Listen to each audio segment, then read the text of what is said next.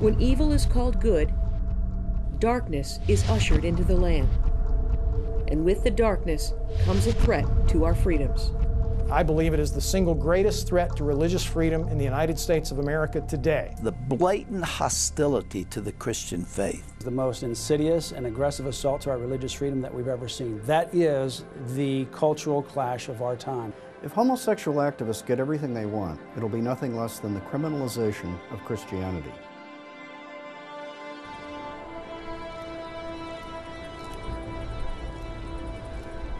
I'm Janet Porter. I was in the dark about the radical agenda to silence the truth, but after years of research and observation, there is no longer any doubt.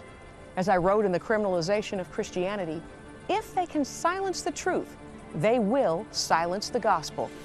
This film is to expose the assault on our freedoms and shed some light on how we can use the freedoms we have left.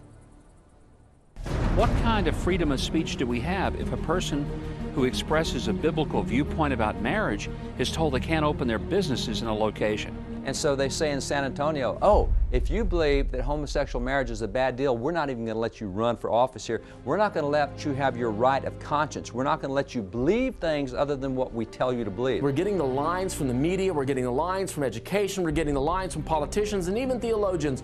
Well, you know, there's the gay gene. Really? Well, name it for me. Number it.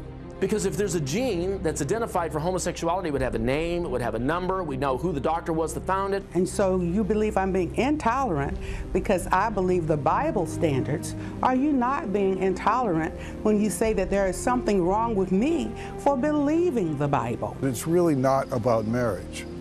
It's about forcing the acceptance of homosexuality on people. If you change the public law about what marriage is, then you change what the public education system does when it talks about it. Governor Jerry Brown has now given us a law that allows boys to shower with girls. We have these so-called gay-straight alliances in schools, which are focused around sex. Are there any other clubs in high school or junior high school which are focused around sex? If some young person hears at school it's okay to be gay, and then comes down with a fatal disease as a result, school officials should be held legally liable. I would scream at the television, that's a lie, I was born this way, that's not true. But deep down I'm going, oh God, is it true? I don't have to be like this? This isn't really who you meant me to be? What's coming next is going to be an assault on the church like we've never seen before. There's going to be a dividing of sheep and goats. To silence any aspect of gospel truth or moral truth is ultimately to silence the gospel.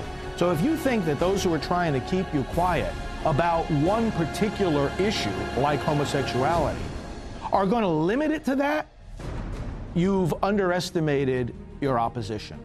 They want to silence the whole gospel, and if that's what it takes to accomplish their goal, that's exactly what they will do.